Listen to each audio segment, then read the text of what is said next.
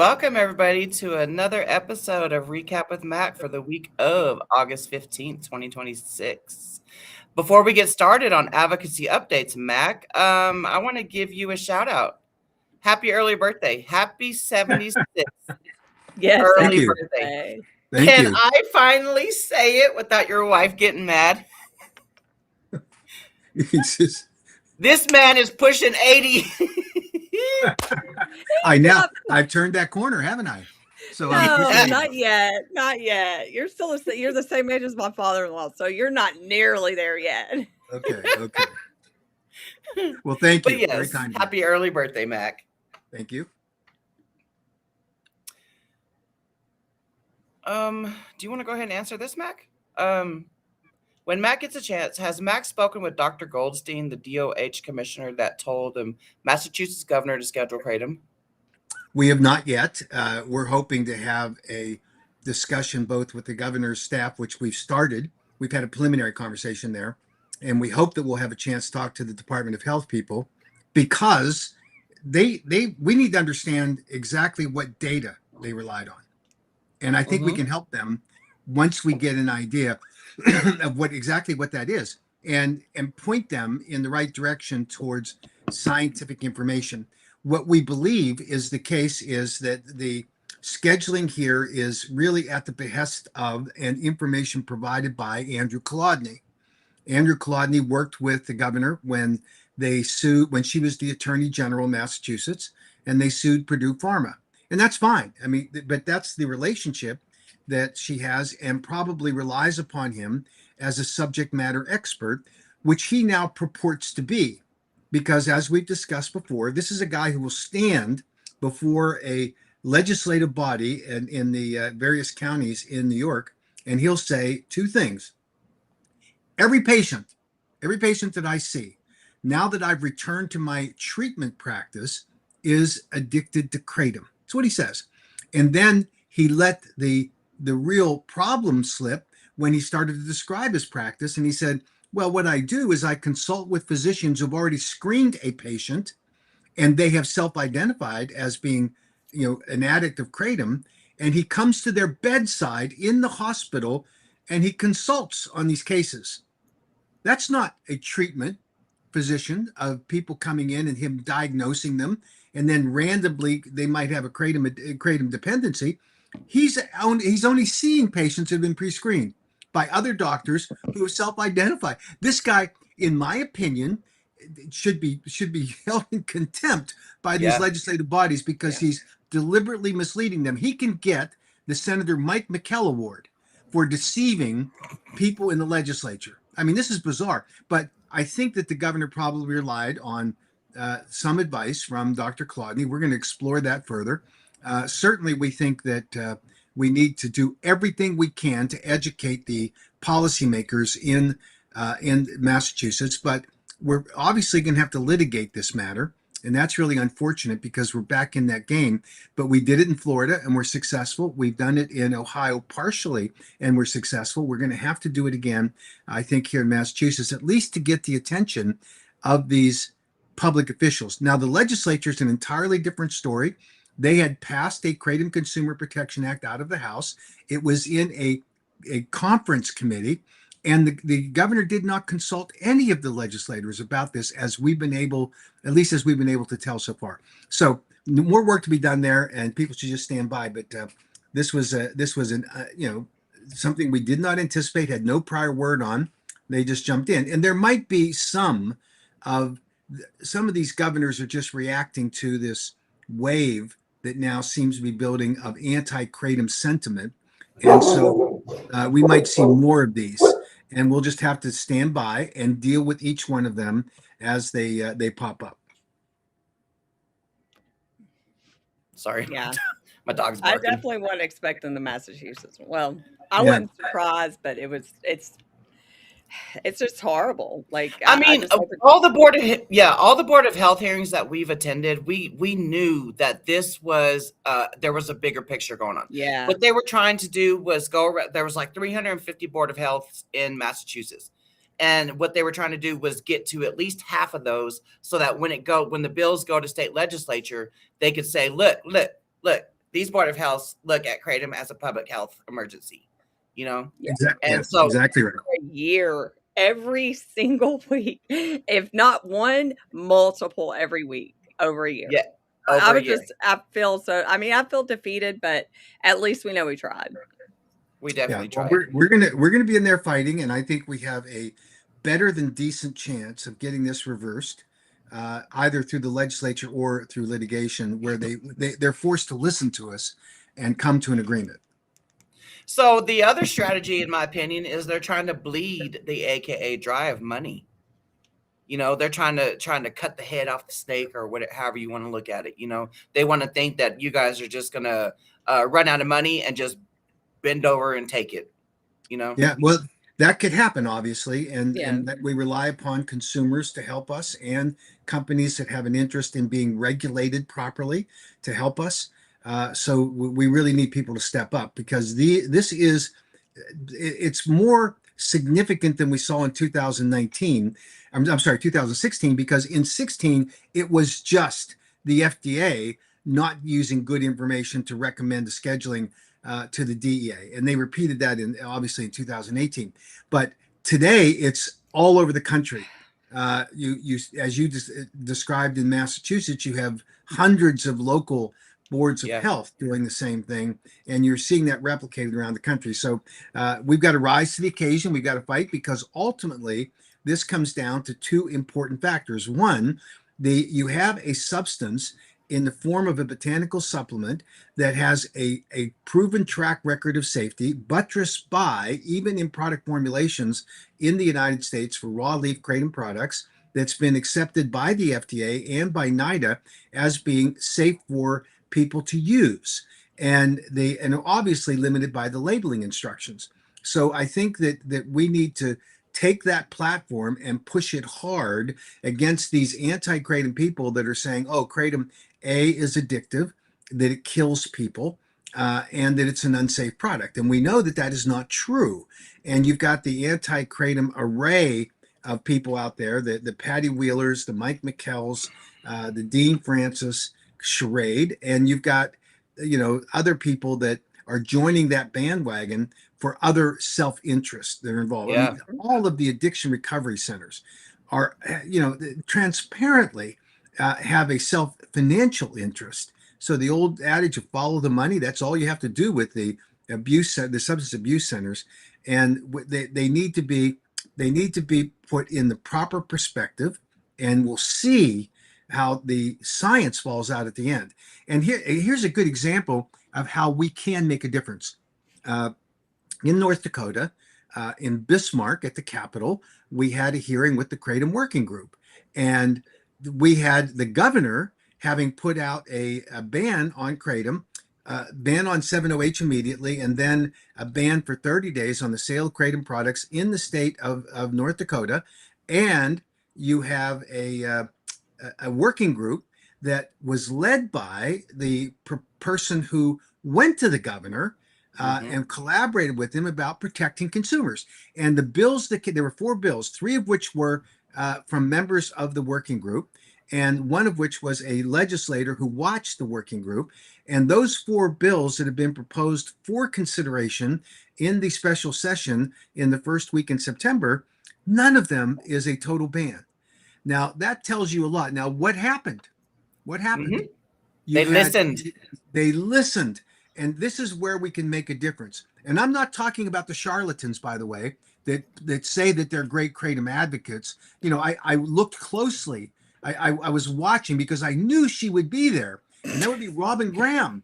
I knew she would be on the virtual testimony because she says that's what she does. And I certainly expected Madeline Sklar to be there because she's the premier advocate in the country for kratom. And she says it all the time. And I didn't even see her there. She wasn't even there to defend 7-OH, which is, what she does. And I mean, it's bizarre. So, but the people that were there, you saw Jack Henningfield was there to explain the science. And I think he was very persuasive. You had some North Dakota people that were there that really spoke up. I didn't agree with everything that the North Dakota retailer, the vape shop owner said. In fact, I disagreed with the part about 70H, Yeah, but me too. Yeah. he still made an interesting case. And then you had an African American guy that stood up there, and Oh, he I loved just him. said, "I just started looking into this because of an interest I had for friends," and Yeah. he did his research, right? So that was fabulous. And then we had we The obviously veteran had on the call. the veteran, Laura Romney. I mean, these people showed up and gave information, and it was and yes, Misty was there. Sorry, I thought you were Madeline Sklar for a minute, Misty, and then I realized, Hell no, wait a no. minute, that's Misty. Sorry, just a joke. So here it is. Here it is. And they're over there on their other podcast saying, oh, we got mistreated by Mac Haddo again. Well, here's more for you, Madeline. You are a scam artist in the Kratom community because, in my opinion, you are out there parading around as if you're the premier Kratom advocate, and you don't show up anywhere, and you undermine virtually everything that we do along the way. So that's more fodder for them to beat up on Mac. Great, no problem. I can Don't take it. steal my advocacy. Don't steal Jen's advocacy. Don't steal Mac's advocacy. Yeah, Right, go ahead and and clip that up too. Add it to your little clip. I mean, Yeah, Yeah, of course. go ahead. Let them do it. Let them do it. Give them something to chirp about, and it gets old after a while. But it's about results. It's not about rhetoric. It's not about what you say. It's what you do. And I was so proud Exactly. of the people that showed up there, and I was equally proud of legislators who actually listened. And when Jen spoke, and when Misty spoke, and when Laura Romney spoke, and the vape shop owner spoke, and the fellow that was just there, just having just learned about Kratom, defending his friends, they listened. So that was fabulous. And now the challenge is going to be that in the first week of the session, we're hopefully going to be able to, between now and then, work with the governor to get him to a position where he can accept a reasonable regulatory framework, because that's the name of the game. And I emphasize there in North Dakota, and I'm more and more convinced that this is going to have to be where we go going forward. And that is, you have to give the enforcement tools, the appropriate tools, to the state agency that is tasked with regulating it. And, I know, and it's been a big problem for us for the last 10 years, or last 7 years.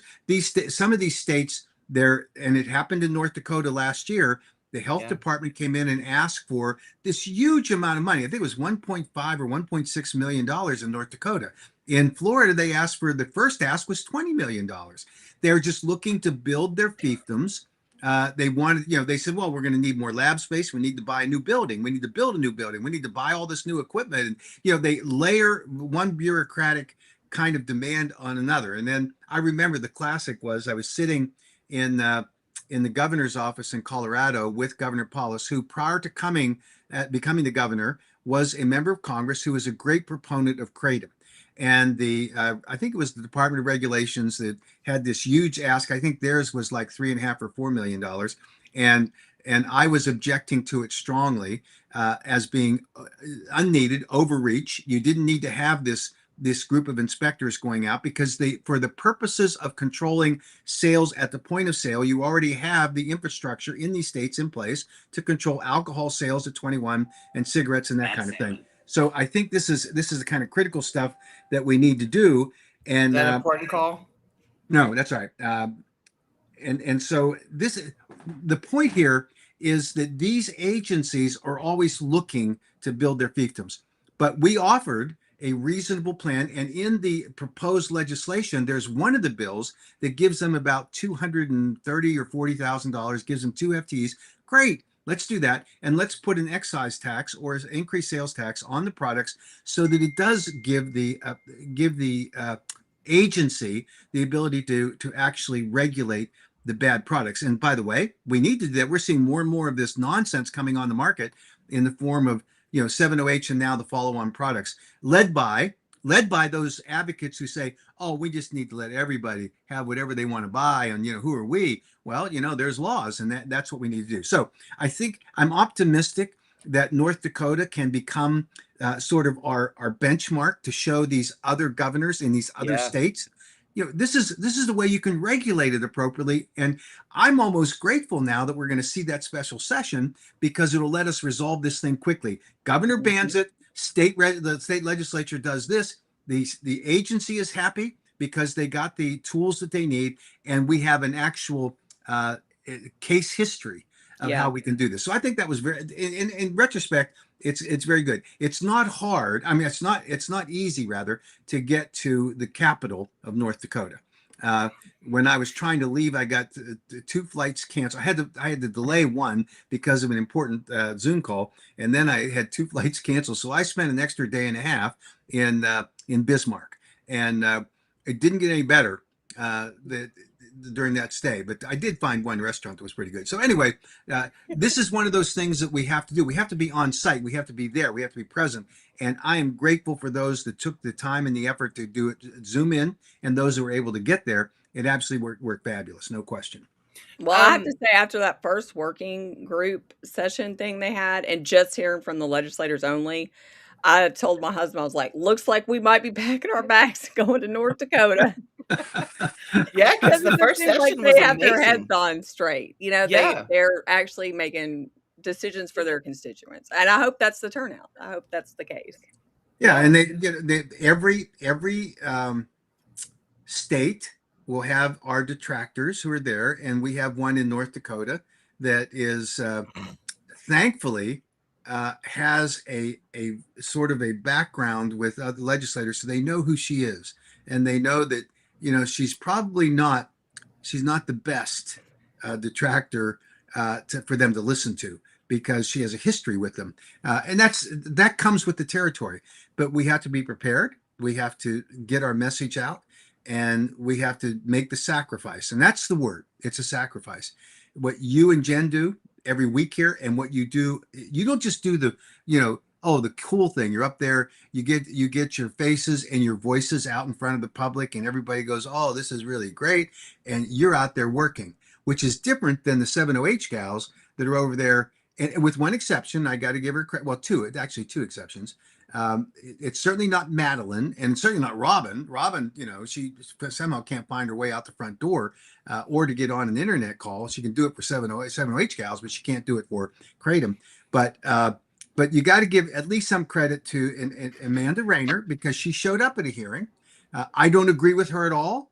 I know in my opinion, she's a pretty mean-spirited person when you read the comments in the social media posts. She's scary. Oh yeah. Yeah, she's out there, but she showed up. So you got to give her credit, and I think Winkle showed up, and hey, thank you.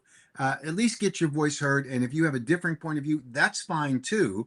But bottom line is that their actions, I think, not the 7OH people threatened the access of every natural leaf kratom product consumer in America because of their behaviors, and their behaviors cannot be excused by anyone, including the 7OH gals, to say, oh, what's on the market now. So, we're not saying that what they did was right. Well, if the law says that you cannot enter the marketplace without a reasonable basis of safety under conditions of use, and demonstrably you did not follow that, then you are illegal. You have to be taken off the market. So whether it's taken off by statute or whether it's taken off under the Controlled Substances Act, that you earned that. You earned the designation. You earned the fact that you didn't submit science, and now they're actually buying into what Vince Sanders said from the beginning. Oh, we didn't do any science. We didn't bother with that, that stuff that you have to do to get on the market.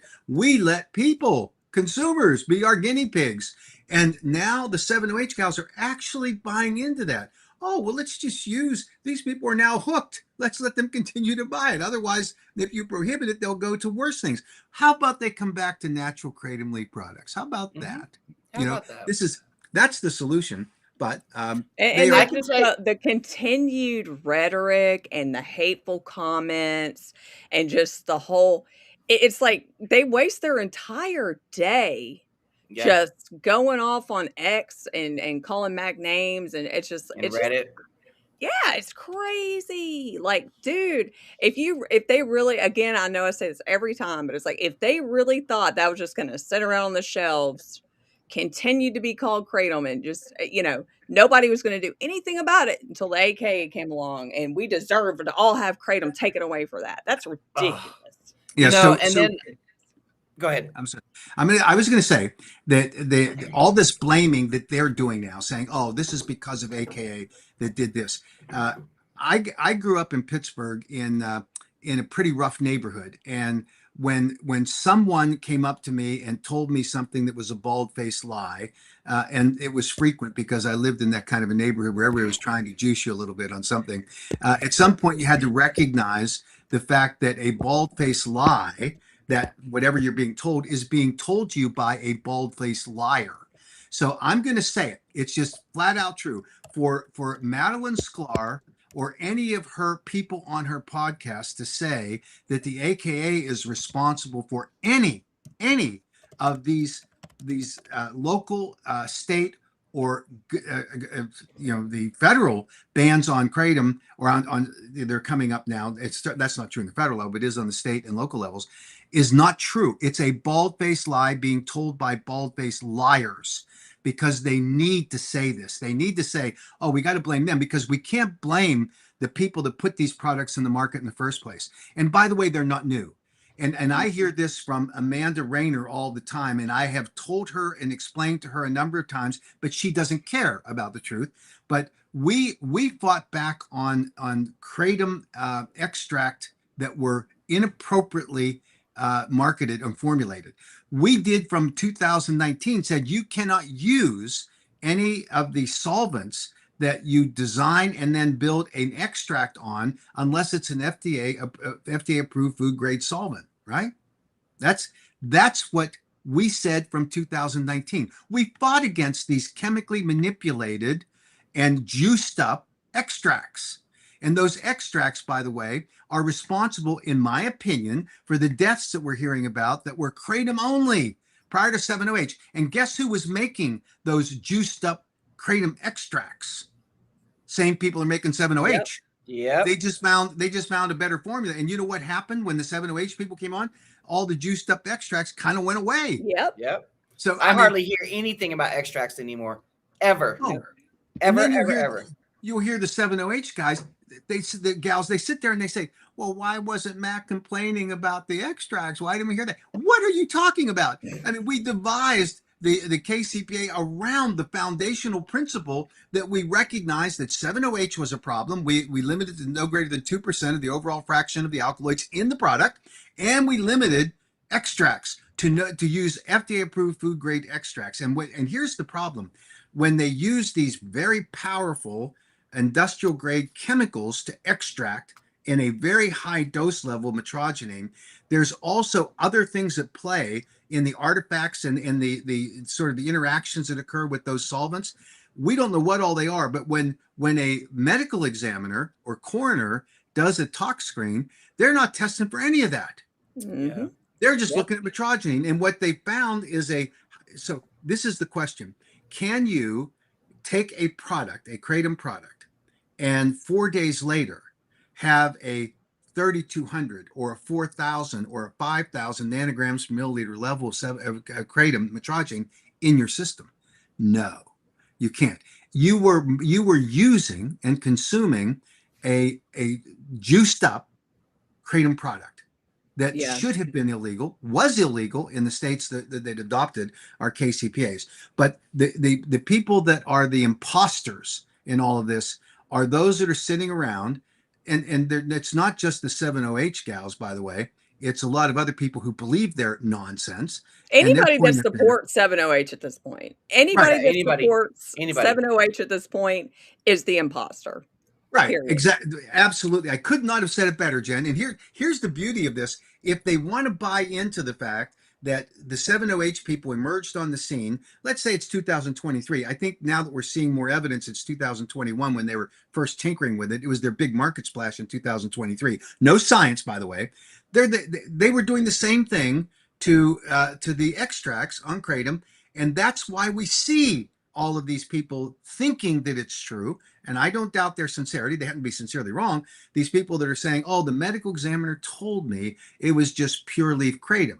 No, It was a highly concentrated, chemically manipulated, and changed the word 7-OH to an extract that should not have been formulated that way and contained very dangerous chemicals in it in order to get the metrogene to that high level and extract out all of the other alkaloids in the kratom plant. That was not kratom at that point, any more than 7-OH is kratom today. So that's the clip that I hope Madeline will play next week.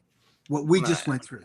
And Madeline, you are, in my opinion, lying to everybody when you defend the 7-OH industry the way that you've done. And you are lying when you say, oh, I'm not for the 7-OH industry. I'm not saying I've had nothing to deal with them. She was on their advocacy webinars.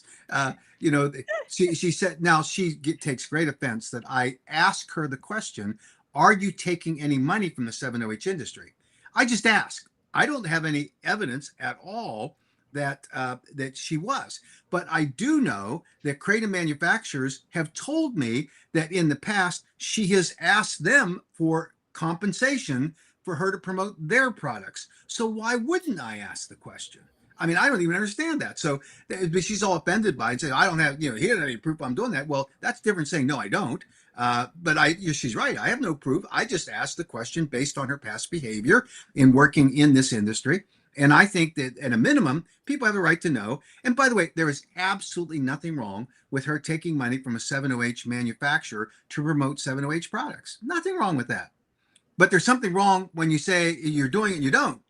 Right. I don't do that, and then you do. I mean, this is all very confusing to people, legitimately. So just clear the air, Madeline. Just tell us what's going on. But I'll tell you what we do at the American Kratom Association. All of our records are public. You can go, and God love the people that pull down our 990s and make a big deal of them. We spend a lot of money defending the average kratom consumer. We do. And we work hard in order to make that happen. That's why I spent, almost 3 days in Bismarck, North Dakota. There are times when we have to do a little extra to get the result, and we're going to do that and continue to do it. And those of you that are out there playing the game of saying, oh, 7-OH is just great, people, now they're hooked on it, we can't take it away from them. I mean, all of these arguments, and I understand them, which is why we've adopted the position that, and it's been reflected in Senator Moreno's new bill, that we decriminalize in the Schedule 1 provision for kratom. We just decriminalize it and make sure that it's, the people aren't going to be held into a felony conviction because they possess a 7-OH product. But the people that are manufacturing it and distributing it and selling it, they are, and they should be. So that's just the way it is. And now our next challenge is to get in a federal level, a federal KCPA. I think the impetus for that will be because of what's happening in the states and what the federal scheduling recommendation will be. And we're hoping that the DA has finally concluded their evaluations, and we'll see the final scheduling recommendation published this week. Based on the latest set of rumors, we should see it here either this week or next. So, and it couldn't come soon enough because it will bring clarity to this issue. And I get it. There will be people in the 7-OH community that will be wailing and gnashing their teeth that, oh my goodness, do not blame anyone but Hart and Seven Hope Alliance. Yeah. Just look at it. Blame them for what they did. They deceived most consumers coming onto the market. They got them hooked, addicted to a full-blown opioid with all of the signature effects of opioids, and now they're suffering the consequences with the downside of addictions and unfortunately deaths. And that's going to have to be on their heads, not on ours, who are saying, now you've got to remove those products that are doing those things so they can't continue to bring more people in. And so I think that's the bottom line. What about, I know that there was a couple people that reached out to me about the Congress bill, I guess that was introduced. Mm-hmm. Senator Moreno's bill? Yes, Yeah. that one.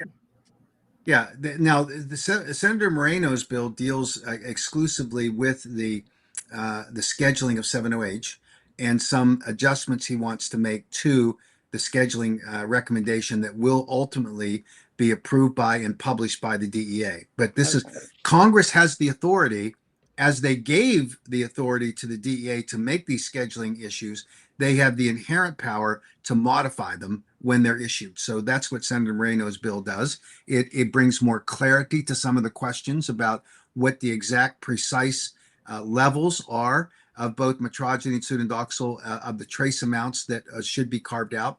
And it carves out the penalty for possession, and not possession to distribute, but just possession for use. I think that's it. Okay.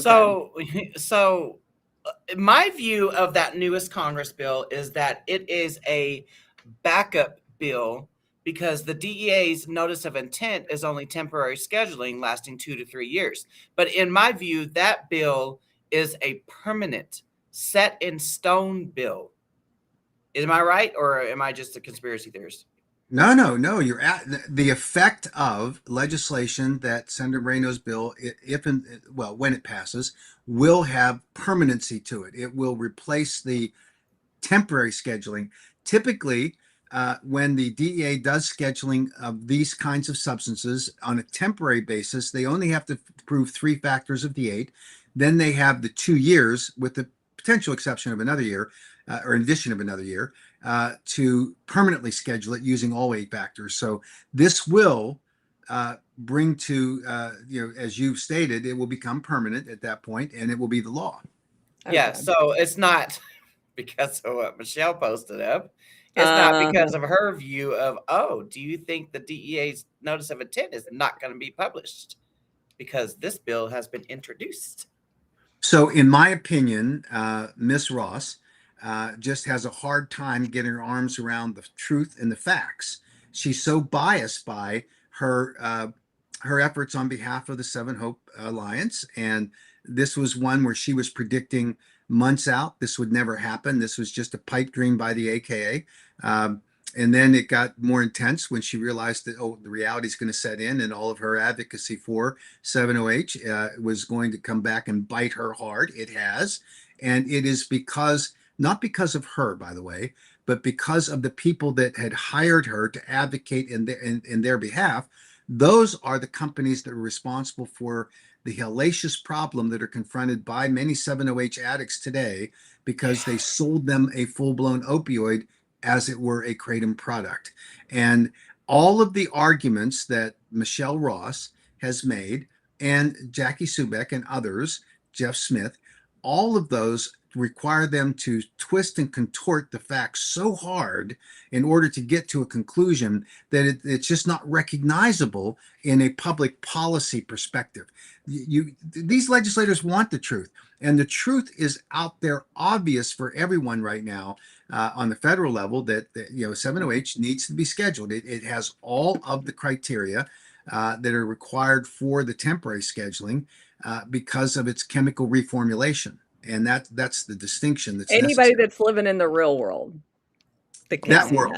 Anybody that's living in the real world and seeing the real life things that are happening can see that. Anybody that doesn't have their heads fogged up with 7-OH chemical soup.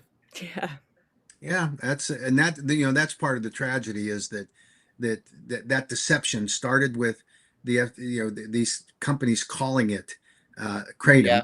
And then they started saying, but it's the same as kratom. And that's where Miss Ross got into this. Don't you understand that kratom gets converted into metrogeny, gets converted into 7-OH in the gut? Well, actually, no, that's not an accurate characterization.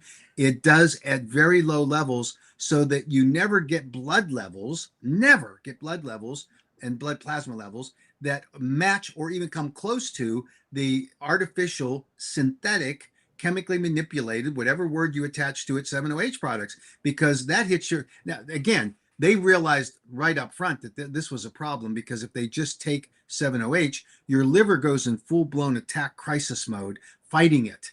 Kratom, it just naturally metabolizes it, right, over time. And 7-OH was a problem. So what did they do? They bypassed the liver. They went right to sublingual and chewable tablets, goes right to crosses the blood-brain barrier, blood-brain barrier.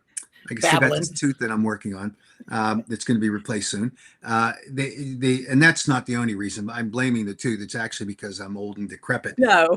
But bottom line is it crosses the blood brain barrier and it hits you like a opioid does. And the interesting thing that, and this gets really wonky, but Dr. McCurdy describes this very well, and he went through this process down at the international conference in February, that when you have a natural kratom leaf product, metrogenine actually competes with the 7-OH on the mu opioid receptor. So it's creating almost a braking mechanism.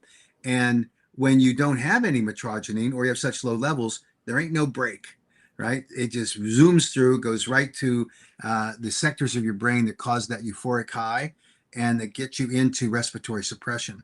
And Misty, I got to tell you, you are dead right when you point out to people that naloxone isn't going to impact natural kratom leaf at all, because it doesn't get to that sector of the brain. Right. And if someone is saying, if they're saying to Dr. Andrew Kolodny, oh, I'm addicted to natural kratom leaf, and he slaps them with naloxone, that's almost malpractice, because you don't need naloxone. It's not going to do anything for you. You're wasting a good dose. You absolutely are. And then he slaps them on, oh, I don't know, Suboxone. I mean, give me a break. I cannot deal with that. I tell clinicians all the time, especially over there on LinkedIn, I'm like, putting somebody on Suboxone for kratom is like shooting a squirrel with an elephant gun. Yeah. You're putting somebody on a partial opioid that fully binds, honestly. You're putting them on that for food. Yeah. That does not, I can't like, do you do the same thing for somebody who's addicted to coffee? Yeah. Yeah, absolutely right. So just to recap where we've been here, we know that North Dakota is headed in a pretty good trajectory right now. We've got a battle in Massachusetts where hopefully we're going to be able to stimulate with the state officials there through litigation, which I think we're going to have to file. So we're working on that. We've done the same thing in Florida and Ohio, and with pretty good results. We're still working in Ohio to clarify that. The Florida situation is going to be triggered by a new rule that will be enacted by the Attorney General that will align with, or at least be generally consistent with, the DEA notice, on 7-OH. So we'll see how that plays out, and that will trigger another FTAX rule. So again, these battles come up. We've got a meeting in next week in Montana, where there's going to be a similar working group passing on. In that case, there are two bills, one ban and one regulation. We'll see how that plays out. We're going to be down in Georgia with Chairman Townsend, who is heading up the Blue Ribbon Commission on youth exposure to kratom. And I thought it was interesting that the chairman, who is supposed to be overseeing a Blue Ribbon Commission, whom you think would see the responsibility of being somewhat, balanced, is now putting out anti-kratom stuff on his Facebook page. I mean, so I'm on the agenda to testify down there in Brunswick, Georgia. I'm looking forward to the opportunity to calling out the chairman for, are you being fair or not? And I think we can show pretty clearly that he's not, that he's really just mimicking what his good friends Matt Wetherington and Eli Cohen are saying, and that's all he's about. And the most important thing that I want to convey to him is that, Chairman Townsend, we pitched you on giving the agency the enforcement powers that you are now crying need to be done, and that's why we have to ban it, because, as a matter of fact, you rejected it. And he did. He's the one that said that we couldn't have those enforcement powers because that wasn't what he was about. He was just helping out his friends in the trial lawyers group with Matt Wetherington and Eli Cohen there. So that was ridiculous, but that's the way it is. So we've got that to deal with. We're continuing to work with the California people to see if we can get some kind of resolution. If, and this is a big if, the FDA does what they say they were going to do following the scheduling recommendation being formally published on 7-OH, there was an understanding that there would be a correction to the FDA's website that would clarify some of the misimpressions that are the basis for the state of California and other jurisdictions that are using that as and that includes Ohio and New Mexico and a bunch of others.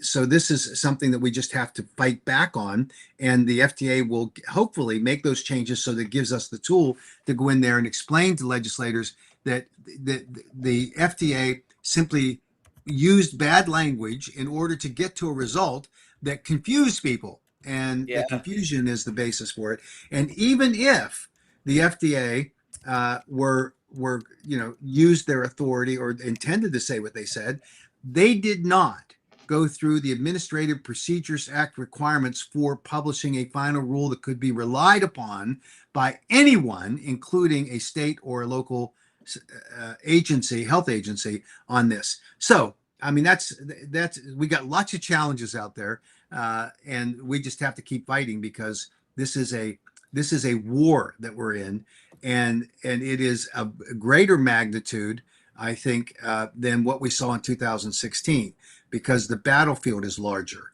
and it requires more time, effort, money. It requires more advocates, and we have lots of places to be. And we just need to rise to the occasion. So every Kratom advocate needs to step up and help in that real way. Kratom advocate. Real Kratom advocates. Not just somebody who's sitting around having a little gossiping circle and well, they're not stepping up anyway. Thinking that legislators are going to sit there and watch live streams like that. Yeah, no, it ain't going to happen. You move the legislation needle by being proactive, by having boots on the ground, gather up your troops, just like Laura, Jen, and I, we're going to do like a little advocacy training type webinar, pretty soon, because these state legislatures are about to be on and popping once again. Yes, no question about it. Exactly, Heidi. Dr. Heidi, in with that, we will rise. Yeah. I have this question for you, Cassell. She said, "What are you doing, John?" Sorry, I'm sorry. Wish I could get Arkansas on board with regulating kratom. I am doing everything I can to get the bill back on the pre-files in November. What advice do you have for that? So one thing that will help, we obviously want to be back there. Our problem is with the governor. The governor shut us down after it had passed the Senate last time. So we really need to move the needle with her. One thing that will help, and it's an effort that we're really examining closely, is to challenge the decision in Wisconsin by the Controlled Substances Board to call all kratom illegal. We want them to go back and limit it just to 7-OH based on what the feds do. And here's the interesting thing. Most states have a provision that says the state law will mirror what the federal regulations, Controlled Substances Board substances are. That may be our pathway in for there to be a serious reexamination, and maybe the governor will be interested in looking at that position to see how it plays out. So that's some work we have to do. I know that the latest example of where Arkansas popped into the news was that pro basketball player that got stopped on a traffic stop, and they found kratom in his car, and he pled with them that kratom was legal. They nailed him with a felony charge, and then a short time later, he's dead. And it's because of an overdose of cocaine and heroin, but maybe it was the kratom that was helping him with some equilibrium there. And that's tragic, but maybe that's a lesson that the Arkansas officials and the governor can take away from that unfortunate circumstance. It was like, for weeks there, we were fighting with everybody in the comment sections about, them coming to the conclusion that it was kratom. Yeah, it was just alluding. It was just all alluding to it was kratom. And it's like, this poor kid, I mean, he passed like not even 2 days ago, and there's people just posting about this story. Right. It's like, and it's like, I can't help but to think that either one, kratom was helping him because he was already suffering through heroin and cocaine addiction. Kratom was probably helping him for that. Or for two, he was taking kratom for his basketball injuries. Yeah. Or three, I just have this gut feeling in my stomach that he Googled kratom in Arkansas and probably saw Marshall Price's stories or the hashtags that we created for him and everything. And he was probably thinking, oh my God, I'm going to get 10 years in prison for this. Yeah. Then he probably went back to his original drugs of choices, which were heroin and cocaine.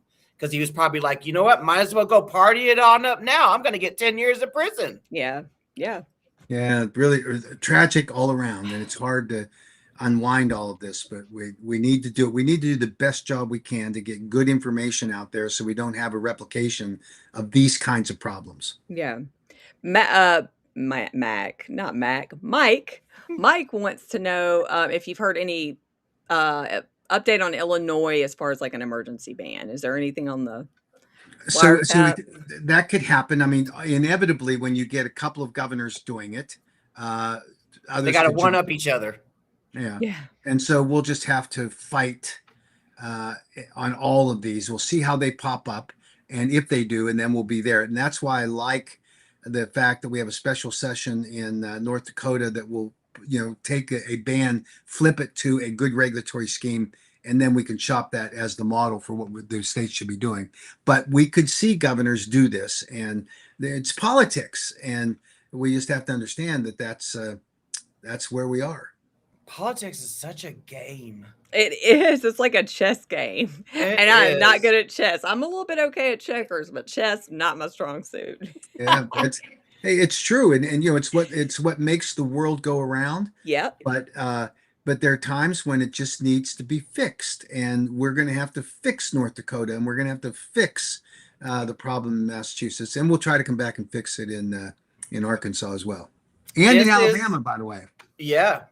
This is the mopping up the mess that I have to continuously tell people that say the AKA is the reason why the AKA is the reason why all the states are better creative now, because they went and spent millions on 708 propaganda. And I'm like, I sit back and think, y'all really think the AKA did that, huh? No. Yeah. The AKA and us real advocates, we are mopping up the mess from the mass destruction that 708 is causing from being mass produced to the public without scientific data.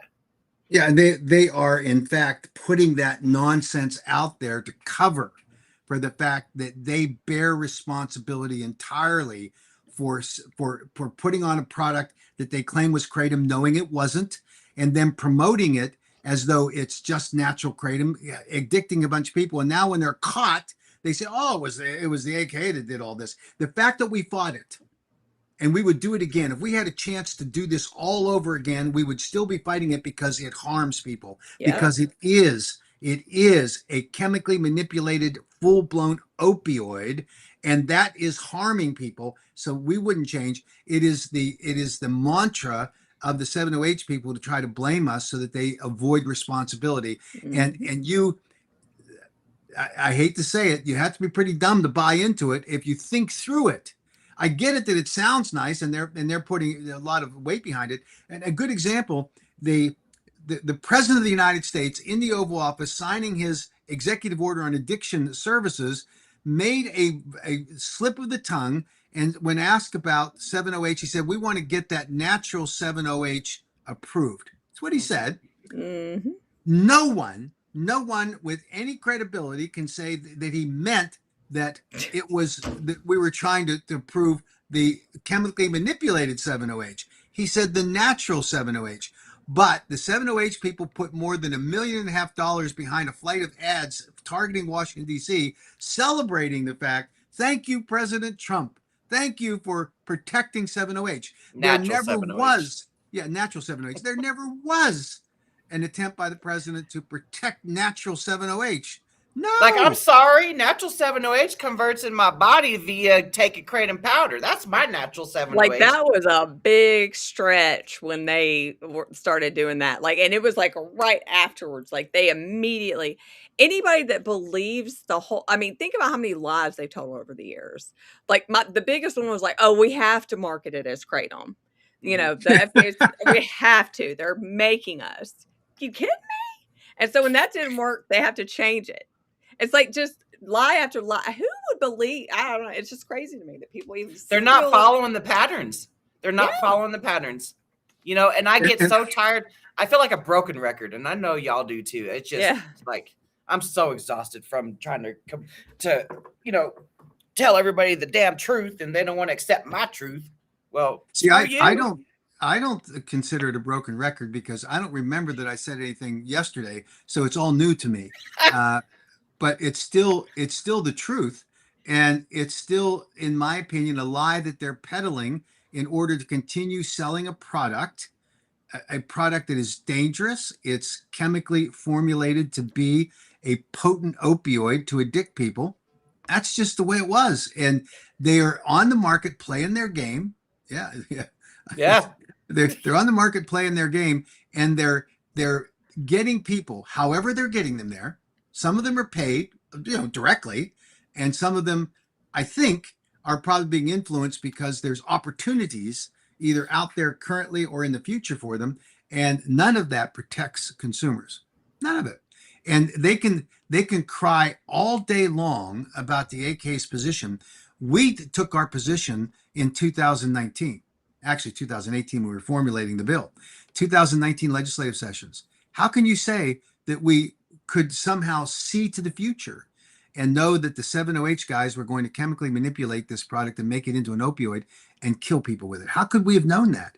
Well, we knew that the same people that are now doing that were in the kratom space, monkeying around with the formulations of natural kratom and taking extracts and driving them up to ridiculous levels. And that's why I think it's hilarious and sad at the same time that you get people like Amanda Rayner and Madeline will sit there and say, well, why don't we hear anything about extracts? Or are you deaf, dumb, and blind? Look at 2019. We talked about extracts. We said you cannot extract except using food grade solvents. But when you're telling a lie, you don't want to refer to the truth or rely upon the truth along the way. So that it's just what they're doing. And it's that selective hearing. Of course. Recollection. Yeah. And here's the bottom line. You wouldn't do it unless there's something in it for you. Monetary. You just wouldn't do it. Well, I don't know about monetary, but maybe it's fame and fortune. I don't know. In my opinion, no one can get to this point and defend this unless there's something behind it. Maybe it's they just dislike the AKA so much. Maybe they get off on that. I don't know. I know that it's tragic because whatever the motivations are, and whatever led them to this trough of drinking the Kool-Aid of the 7-OH people, it's harming people. That's the bottom line. And it's doing something else. You want to know why they can't see it? Because they don't advocate. That's why they don't see it. Great point. Yeah. What they don't see is the harm that they're creating for every natural leaf kratom consumer because they have the confusion that they've injected into this particular problem. This is a great point about Lydecker study where they found commercial kratom products with 7-OH in them. And that's what led to our part of our concern on it. So absolutely right. Really? Oh, yeah. All the way back then? Yeah, in 2016, Dr. Lydecker published that study. We saw it, and that triggered let's get into this and make sure that we're not letting these 7-OH guys play these games. So I remember Dr. Jack Henningfield at that congressional briefing in June, talking about him up there dancing around the mic. I love that. Him talking about how he warned everybody way back when, but I didn't remember the date. Dr. McCurdy was on I can't remember what interview it was, but he was talking about 2021 or 2020. He had kind of had premonitions of it, so. Well, and there are things that all of us can look back on and say, if we had the crystal ball, would we have changed it? Would we have done things differently? And we would have not changed. We might have been more precise.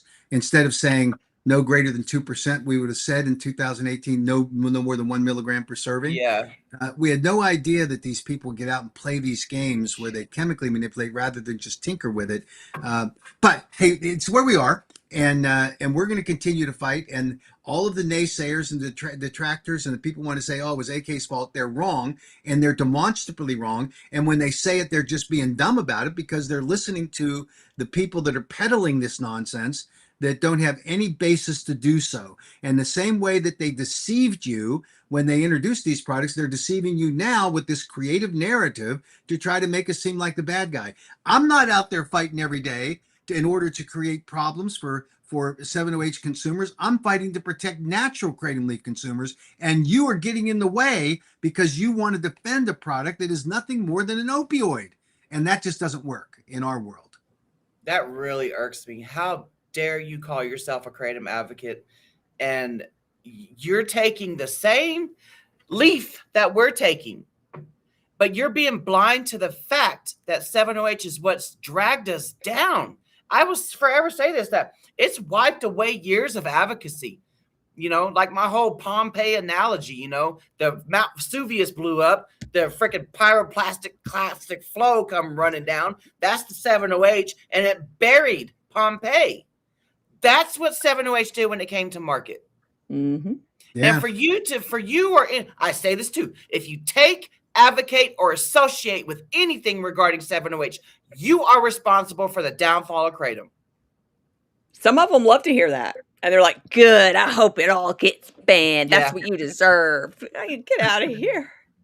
Well, and that's a knee-jerk reaction from someone who just feels like they got burned. And I feel for those people because they're desperate, but they were put in a position where they have to be desperate by an unethical group of people who didn't care about what the rules were, what the laws are, and they just decided to juice up a product that would convince buyers to come in and, oh, this is kratom. This is a better kratom than I took last week. Because it's a chemically manipulated opioid, and that's the sad part. So we just have to do our best to get through that. The after the scheduling takes place and the supply of 7-OH products dries up, then I think there'll be two choices for people. They can make the sad choice of going to harder drugs, to that black market, because they're now, are the 7-OH manufacturers standing up for what they're doing right now? No, they're jumping to new products. They've already started reforming. You see them out there in the marketplace, and the DA is going to have to go after them, and they will, by the way, because now the scent is strong. They know what these people are doing, but that's these people. The bloodhounds are tracking. Right. These 7-OH advocates that are defending these shysters. I'm sorry. When you look behind you, they'll be gone. They'll be gone. They won't be there because they're off to something else, and you will be left there alone with all of the carnage that comes from having supported them in the first place and not being misled by them. You would have been safe. Now, the other choice is for people to go back to natural kratom leaf products and deal with the problems that now drove them to 7-OH. And if you want an affirmation of that, look at what NIH did when they published they announced their study for purified metrogenine as a potential therapy for opioid use disorder. Kratom can do exactly what we've heard anecdotally for the past 5 or 6 years, that it actually helped people wean off of the opioids. There will be, if the NIH study is successful, the identification of a chemically formulated prescription grade metrogenine product that will be available specifically to that targeted area of opioid use disorder. But in the interim, while that's being studied and all the results are collected and submitted, the pathway off of 7-OH is back to natural kratom leaf products, and it won't backwards. Be exactly. And that's where they need to be. And when they want a solution, that's it. And they need to be as responsible as they can be to make sure that they don't go out on the street and buy heroin and cocaine, because you end up like that pro basketball player. You'll overdose and you'll die. And by the way, the responsibility for that is on you. It's not on anything that anybody else said or did in the end, because you now know, you're educated enough to know that the 7-OH guys, is wherever they might be when the end of this comes, they're certainly not going to have your back, and you need to now take responsibility for your actions of what you're taking. 7-OH shot itself in the foot, in the hip, in the head, in the arm, in the elbow, in the kneecap. 7-OH did you wrong. The industry did you wrong. And I'm sorry that you got duped into it. I am so proud of my followers that have been able to walk backwards off of 7-OH. Just the other day, someone commented who apologized to me. She said that I am sorry that I even defended that industry. I had to get off of 7-OH. I'm back on, plain leaf powder now. I am sorry for what has happened, and that I'm right sorry. there. I mean, I have respect for those people, and I have respect for the people, a lot of people here in the comments that come every day, every week, that are on the same side and see what everything is happening, and they're not Well, being duped, These are the real advocates in the comments. Right. You got Deborah here, you got Jeff here, you got Super Fun Quiz Time, you got Chad, who's this dude? Oh, he's not. He's a 708er. Oh, no, you in the wrong conversation, buddy. Yeah, you came to the wrong channel, bud. You got, Heidi here. I'm You trying should to be over on the 7OH Gals podcast. Yeah. That's where you should be. Change the channels. Change the channel. Yeah. And then we got Connie. Connie has been fabulous in California. So has Regulate California now. I'm trying to give everybody a shout out. I had a call yesterday that was, I was getting off the plane, and I was switching planes in Minneapolis, and this woman called me, and she introduced herself. She's from Massachusetts, and she said, well, I know this is the press number. She had dug around and found my number thinking I was the press guy. And she said, look, I've been a Kratom consumer. It saved my life. And I don't have a lot of money. She goes, well, I want to send you a little bit of money to help with this thing. I mean, what a fabulous thing for her to do. And she was magnificent. And I told her that, look, send me your contact information, because we want to get help up there in Massachusetts. And she said, I'll do whatever I can. So that's why we do what we do, right? And then I had a police detective from Massachusetts email me, who we'd worked with before up there in Massachusetts. And he said, great that you're in there fighting it, and he's willing to help, and he'll be powerful testimony before the legislature. So yeah, we've got great advocates that we're going to be able to push forward on. And it isn't always the dark side, where we actually have won many more battles than we've lost, and we're going to continue to do. Yep. We have, So I've got to run. My kids have planned a surprise birthday party for me. Oh, you're not. And so I How shouldn't is it say a surprise? that. Well, I'm supposed to. See, I know I'm going to a birthday party. My wife, is part of the ruse, she's taking me go shopping somewhere, but I know where. Oh, I hope you have the best time. I do too. I really do. So, and a shout out to my mother. I was born on my mother's birthday. Oh, no way. Yeah, and it was really an interesting situation. The day I was born, it was her birthday. She was in the hospital, and my father and my uncle had been in a barroom brawl the night before, and they were in jail. And this was a frequent enough experience, I'm told, that my mother was usually the one who bailed them out. And over the course of several of these fights, my mother didn't want to pay the bail money like she was having to do. She blamed my uncle for being the bad influence on my father. I mean, good for her as a wife. I heard later that maybe my dad was the bad influence. My uncle, don't know. But my dad gets bailed out of jail by someone else. He comes to the hospital, and my mother refuses to see him. So he wanders down to the nursery, and the nurses holds me up so he can see me. And she said, this baby doesn't have a name, and it's been 2 days.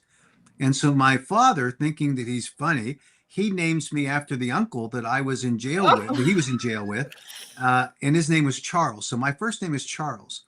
And my mother never let anyone call me Charles ever in her life. I had a school teacher that didn't like the word Mac. And by the way, Mac comes from McLean, which is a middle name, which is on my mother's side. My dad was at least smart enough to have a middle name on my mother's side. And I think I was in 3rd grade, and the teacher didn't like the informality of Mac. And she didn't want McLean. She did for some reason. So she started calling me Charles. And my mother, I reported this, and my mother marched in and said, you can call him anything you want, but you ain't calling him Charles. That damn bad influence uncle, I swear. You always got that uncle in the family. Every family's got one. I'm telling you. And so that was how I got this name. But McLean is, again, to form Mac has been my nickname ever since. But my mother was a warrior when it came to people calling me anything but Mac. And now I have my passport and my TSA check and all that. It's always Charles, and I laugh when people say Charles, thank you, and they pass me through. Right? Pretty funny. Well, we call you Mac Daddy over here on these parts. Yeah. My kids have done that for years, so I understand. Oh, that's awesome. So thanks to both of you. Thanks to everybody out here. I mean, all the people that are giving us help. We appreciate it very much. Okay. And thanks for the birthday wishes. Go pretend you got surprised. Yeah. Right. Thanks. Bye, Mac. Bye, Mac. Right. See you later. That is so hilarious. We always get little tidbits of his life story, and it's always funny. Whenever I hear somebody call him McClane, I think about Die Hard. Yes. You know that movie's like crawling through the vents. I love that movie. Those movies. Yeah, Chris, I want to give you a shout out too. You're out there doing your advocacy thing. Cassell, I think if I'm saying your name right, I hope I am.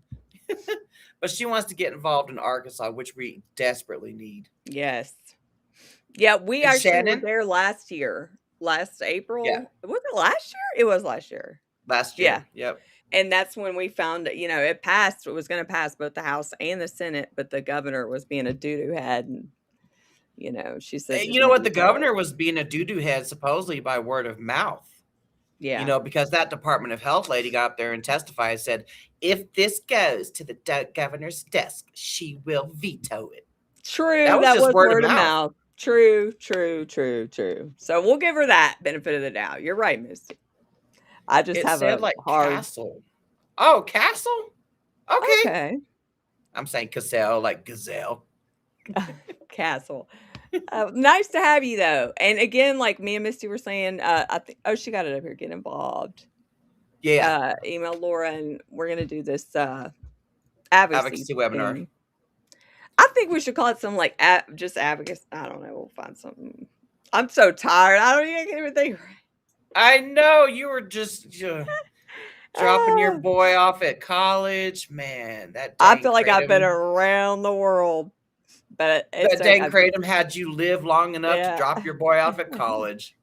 Dang it, Governor DeSantis permanent. Oh yeah, the next governor.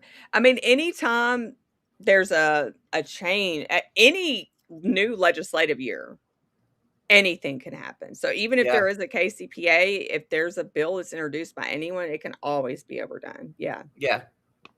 But if like there's a bill signed, you got that year.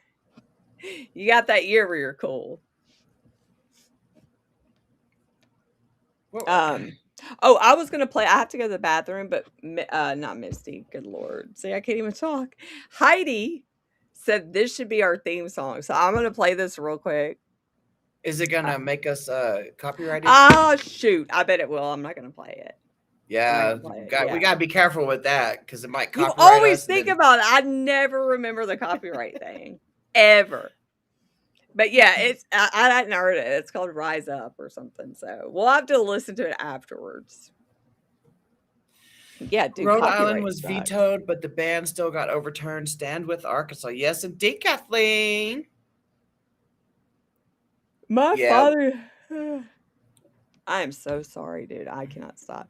My father's name and my brother's name are the same, but my brother goes by his middle name. What was that question you put up about DeSantis?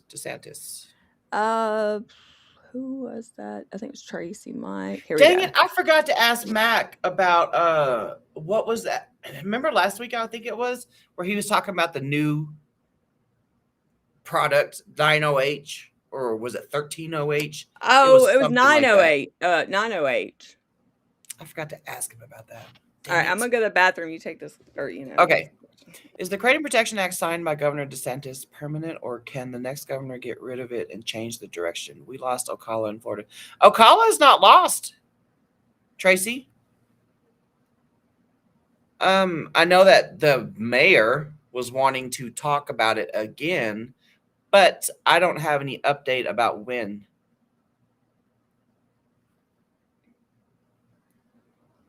You need to link up with Kibby at Muddy Lotus Tea Bar. You need to link up with her. Go to that kava bar. Because last time when the Ocala mayor did that, she brought a team of people, It was just fabulous to watch that.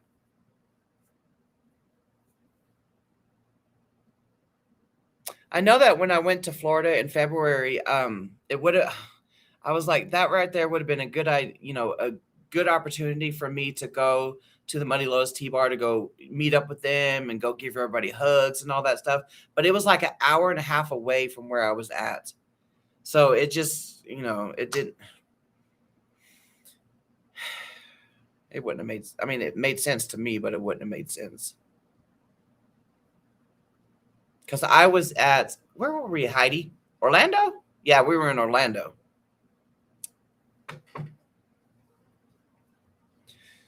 I wasn't sure. Oh, let me just take that question down. I wasn't sure if it was binding via the Florida Congress, which would make it binding, I guess you'd say. Thanks. Muddy Lotus T-Bar in Ocala. I was talking about Kibby. Oh, Kibby. Mm-hmm. Muddy Lotus Cava. Yeah, something like that. I don't know that. Let me pull it up. Yeah, Muddy Lotus. John McClane. Yeah, John McClane. That's his name. John McClane. I forgot. I was trying to think of his name earlier. Yeah, it's Muddy Lotus Tea Cava Bar. So if you're over there in Ocala, go visit there. Go see it. Man, they did such a phenomenal job when they got all the troops. They got all the troops to show up there at that Ocala meeting. This was what? Last year? Back, yeah. Or was it earlier this year? I think it might have been earlier. It might have been earlier this year. I don't know. I feel like it was last year. I'm going to look that up in my photos. Yeah. Yippee-ki-yay, motherfucker. Yeah. Now I want to watch it. I know. Like when Max said McClane, I was like, dude, every time I hear that word, I'm like, I haven't watched that in a minute. I'd have to dig deep for that because I know it was a while ago. I love that we're doing this Saturday catch up too, because it's like that Congress letter. I know a lot of the anti people have been spewing like, oh, this is what they, it's like, so it's nice to have Matt come on and just explain and calm everybody down, because there's just so many people that just spread stuff. They don't even know what they're talking about, whether they have, intentions of doing that or not. Yeah. So I usually don't even get worried about it. Yeah, Tracy, they initially got the Ocala mayor to back down, but for some odd reason, just like a month or so ago, he brought it back up. He even did a whole Facebook video about it. Yeah, because some kid supposedly got a hold of it, and then it was just one of those hearsay things, and and then it just sparked the whole thing up. And I think that was just a bullshit. There was no kid, that got a hold of, and if they did, it was 7OH. From how they described it. Muddy Lover is a great name. That is actually a good name, but it's Muddy Lotus. They are such a vibe. If I had them, yeah, I didn't go. We didn't go, Heidi, either. But I thought about it. I was like, because it was like an hour and a half away from Orlando, and I was like, man, that would have been a good opportunity to go over there. Get my hug on. Is this Heidi? Is this the song? I can't play it, man. I really want to, because I did do like a screenshot and copy the link, but I think we get like copyright violations, and they'll make us like take the whole audio down from our freaking whole video. Yeah. If we were on TikTok live, we could play it anytime. Over there on TikTok, if you're on lives, you can play any song. It does not matter. They don't shut you down. Muddy Lover sounds like something that'd be on SpongeBob. I know, huh? Like a drink. Oh, goodness. Yeah, I want to check that out, though. Maybe we'll do it on our next TikTok Live. We need to do a TikTok Live instead of jumping on hijacking Jordan. I know. Jordan is phenomenal. I love Jordan. I love Jordan. I love him. And, you can feel his passion, especially with this BS after Massachusetts happened. We're all just fed up with it. We're all just fed up with it. Mac repeated many of the lyrics. Okay. Yeah, if anybody like I know it's not clickable, the link is not clickable on Facebook right now, but once the live stream is over, you'll be able to go click on Heidi's comment to listen to it. Our Yeah. theme song. I'm gonna listen to it after it's over. Yeah. Mel said she got a screenshot. Cool. Okay. But yeah, if you guys want to get involved with Yeah, you can say the name of the song. I think it's called Rise Up. Is it by Andrea Day? Yes. Oh yeah. I love that song. Yes, yeah. Dude, I'm so stuck in like my oldies era or something. Like, I don't know. Is that a new girl, a new person? I don't know. I just remember I actually did a couple TikToks with that song before. Did you? Okay. I think I know what song it is. I think if it's a TikTok, I always ask my kids, I'm like, is it a TikTok song? Yeah. I might know it then. Yeah, it's Andrea Day. Oh man, poor people in Massachusetts. I feel so bad for y'all. I do too, but you know what? We're not done. Shannon, if you're still here, we got your back. We got your back. Like I said, continue copy and pasting the protectkratom.org/Massachusetts link. Yeah. You'd be surprised how much that helps. Like, you don't even realize how much social media stuff like that can help. Mm-hmm. Not going off on people and talking shit on social media like them keyboard commandos do, but just spreading good information. You should pull that up. You should pull that photo you did up.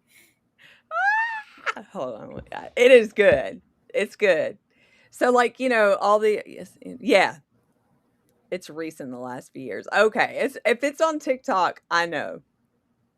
Let me bring this up. Yeah, I had ChatGPT because I'm so tired of like getting on X and seeing all these people dude, they're hateful.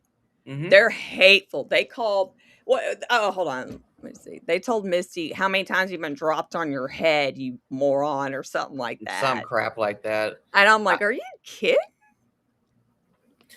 You know what? It's like 9 times out of 10 when people start the name calling, I'll just block them. But sometimes I'll leave it up. I want you to see the hate that I get. I'm glad Mac leaves his up because if you guys ever want to go see the hatefulness of what Mac is getting right now, go to his X account. It's horrible. Like, it's bad. It's really bad. Okay, let's see. I'm going to share my screen over here to X. Jan Pickleberry is my X name. I guess I'm going to go to replies. Yeah, look.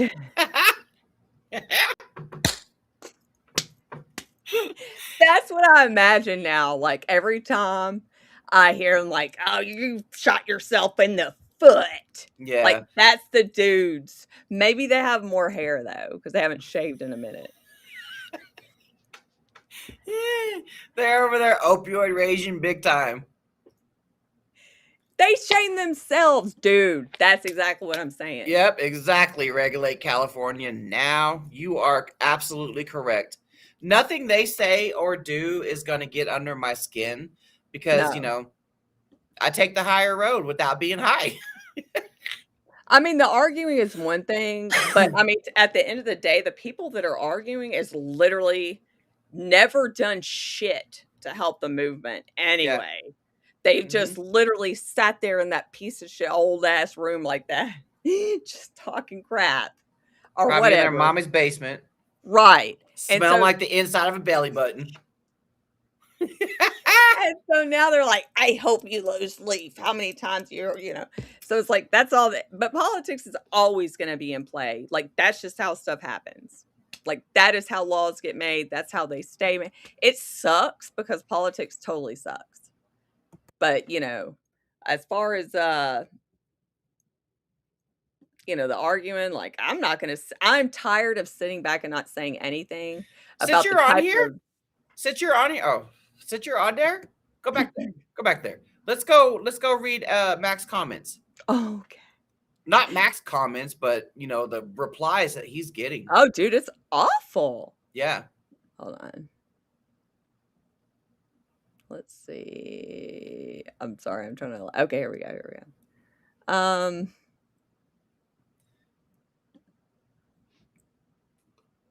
Let me go to my repost because I know I reposted some of Mac's stuff. Hey, there we are. Hey, there's us. Whoa. Whoa. That's insane. Okay, here's Mac. Here's Mac. There we go. It's bad. Like, it is bad. Yeah. Like, that is just like, it's really bad. So let's just go, let's say, let's try and find something that he posted. Can you remember one that's really bad offhand? All of them. All of them. I'm dead serious. Let's see. Let's find one that was like a lot. So we got this 7.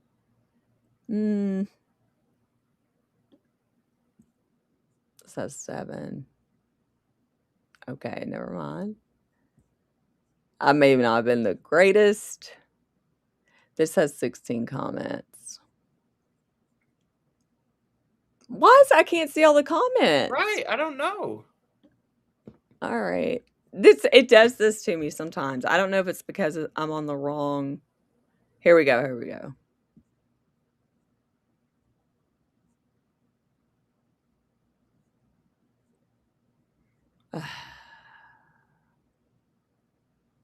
Here's one of them.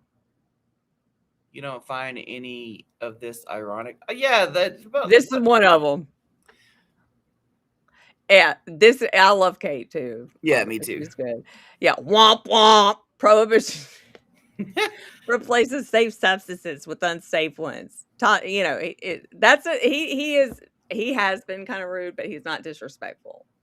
No, there's mofos on there. Hold up. Let's go to Misty's.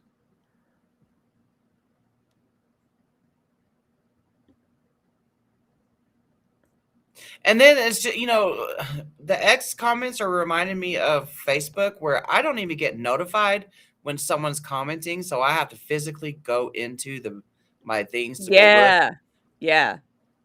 I think was it this one? No, I leave that bad boy up there so that anybody who comes to my page can see that KDA is being funded by anti-creative trial attorneys.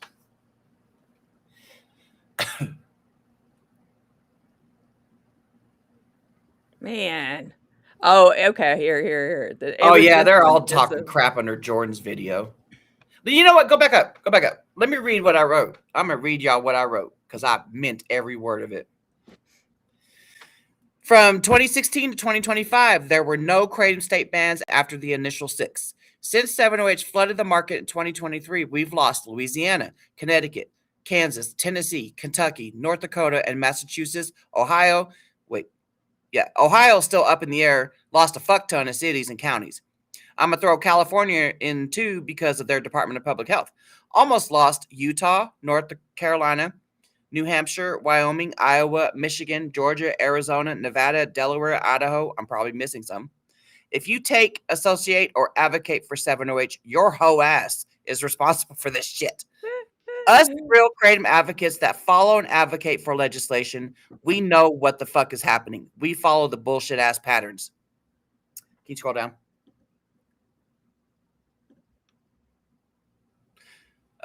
You keep if you don't like cuss words and stuff, put your earmuffs on. You should have done that already. Anyway, if I'm here, you keyboard cuts and grifting gossiping bitches can go to 7OH hell with gasoline granny panties on. You want to play Jordan's video on what he says? Yeah. I do want to say real quick, yes, he did mention Illinois. He said it's always a possibility, but he hasn't heard anything. Mike. But he hasn't heard anything. Here we go. I can feel it already. Increase. You might be able to bullshit other people, but I'm not the one. Now, so many people are left behind. You are so incredibly naive and know nothing about the legal landscape of Kratom in the United States. Like yourself that don't understand jack shit. Always love to say, Kratom was always under attack. Yeah. We had 6 states. Well, dude. But it could just be my end. Okay. What about now? You are so incredibly naive and know nothing about the legal landscape of Kratom in the United States. Like yourself that don't understand jack shit. Always love to say, Kratom was always under attack. We had 6 states that already banned it. That all happened after the DEA said they were going to schedule Kratom in 2016. The DEA changed their mind, but those states followed through. Then we had a 9-year gap. Not one single state banned Kratom until Louisiana did in 2025. 9 fucking years of making progress. Mm-hmm. Within a week span, we had 2 governors calling emergency schedulings. How are you this detached from reality? Right. Prior to 7-hydroxy in the market, we had to testify in 15 to 20 hearings per year. Last year, it was 300. That's a 14 to 1900% increase. You might be able to bullshit other people, but I'm not the one. am. Now, so many people are left behind and have access to nothing because of your foolishness. You are I love you. Yeah. Jordan is, just like Mac, just like everybody's throwing their gloves off, and we are fed up. Look, how fucking stupid are you? LOL. Every time you ingest kratom, you're also ingesting 7-0, but that's only trace amounts. Stop with the bullshit and lies. You know the shit that makes you feel good every time you take kratom. Yeah, that's 7-0H. The countless lies that kratom dipshits like yourself spew make me laugh. And that's what I'm saying. Keyboard Commando entered the chat. He also said something about damn it. Dropping me on the head. I love Andrew. Yeah, me too. And Connor's Connor. Good. Yeah. There's a lot of where in the hell yeah, look at that. Shut the fuck up. That Jägermeister is what I'm gonna call that name. I don't know how to pronounce that. So. Oh, I think that's the one. 7-0 versus any opiate street drug is a complete safer option. I've taken kratom for 10 years. 7-0H for 3. Worst side effect was the cost and the constipation versus any opiate and death. People who want to ban anything like 7 are fools and deserve to have kratom banned too. We hear that all the time. All the time. Because fuck you banners. And also that was a stupid thing to say. Yeah. The first one I read, I thought it said bananas. Oh, it's not the main alkaline kratom. It's I wish I could find the how many times have you been dropped on your head? It's like whenever I try to go back to the comments, typical banner response. Oh, Stevie Cray is good too. Mm-hmm. Yeah, I can't but I mean, they say some crap that's like, dude, how do you not see yourself as being unhinged? I love Justin F. Yeah. I love Justin F. Todd is the absolute king. Todd, oh my God. You guys ever want to go see comment replies, go to Todd Underwood's X account. Dude, he don't give a crap, dude. No. But yeah, I mean, if we could, we need to do like a thing about that one day and like just have like I just took a puff of my cigarette. Sorry about that. I should have said something. No, it's okay. Oh, my camera's off. Since the freaking KDA members want to do a video clip of me when I was taking a puff of my cigarette back in October. It wasn't weed. That's so stupid. It's, I might smoke weed maybe once or twice a year now. Yeah. Yeah, social media over there is brutal, dude. On X, yeah. X and Reddit are just... there's this guy or girl, I don't know, shit, going back and forth with me right now in a Massachusetts Reddit thread, and I'm just like, you know what? I'm walking away. You ain't gonna be an energy vampire to me today. You know what? I'm living life all happy and shit, Kratom got my back. I'm not even on Kratom today. That's what they try and do. I mean, they try and just... They want to waste your whole day just arguing about the dumbest stuff. Yep. And just like when the name calling and stuff starts, I can't do that. Like, I'm just like, okay. I'll be like, whatever helps you sleep at night, buddy. When they come after me like that, or Mac or you or anybody else, I'd be thinking the amount of time and energy and effort they put in to do all these name callings and stuff, they could have sent a bunch of legislators emails, But yeah, I know that's right. Dude, that's what I'm saying. It's not like what we're at Kratom advocates. We don't give a fuck if you smoke a cigarette. We're not going around going, you're gonna get lung cancer if you smoke. Like, what does it matter what we do? I vape. Like, I don't care. I'm drinking a Monster Energy drink right now. I got my little Mountain Dew can. Yeah. So it's like, we all have our vices. Yeah. But we just want to keep Kratom legal. What does it matter what the hell? It was crazy how like they're pulling at straws trying to, you know what I mean? Grasping straws, yep. Because they tried to say, oh, you just testified at a board hearing talking about you were drug-free or something like that. While they pop their fucking Xanax and drink their Miller Lights. And their wine. It's completely acceptable. Yeah, the ex-keyboard warriors are they're not doing anything. Oh, Mike, I bring that shit up all the time. All the time. I'm like, and then I throw in the whole fact that we've advocated at over 300 hearings how maybe 2 or 3 708ers showed up, but they also took kratom. They'll be like, well, not every one of them's recorded. It's like, dude, if you have to sit there and say you were there, but it wasn't, come on. We know you weren't there. Yeah. Yeah, I did. I got my hair cut off, Lisa. Yeah. She got the bob. When I feel like I get some more energy, I'm gonna do that bob thing. I actually messaged Mel the other day. I was like, we got to do the bob thing. Do the bob trend. Yeah, her birthday was yesterday, also. So happy belated birthday. It's birthday weekend, I guess. I guess so. Thank you. That's coming from a hairdresser. Alicia's a hairdresser. I didn't know that. Wow. She has her own setup and everything, and it is freaking beautiful. I've always wished I knew a hairdresser because, like, I'll always go to like a different person almost every time, and this one was good. The first good haircut I've had in a long time. You are correct, Regulate California now. Dude, that's true. KDA has a better showing at hearings than the 708ers. KDA also has a better showing up than the supposed kratom advocates as well. And that's pretty sad. That's sad. I'm going to have to tell that haircut lady next time I go, I just had a professional tell me. Yeah. She was pretty, I am very happy with this one.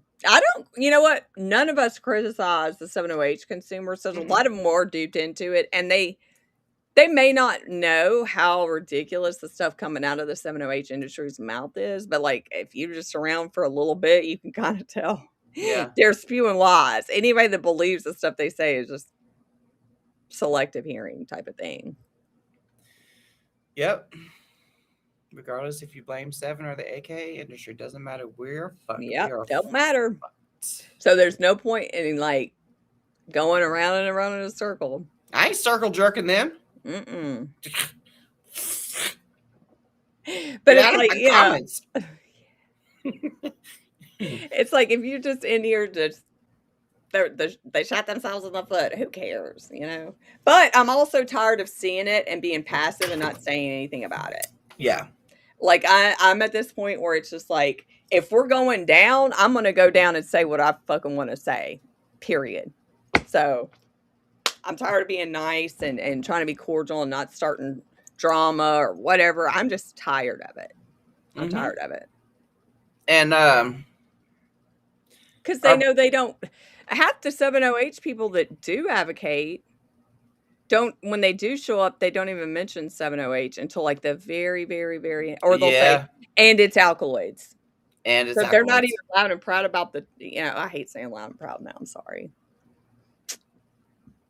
Sorry. Mike. That was.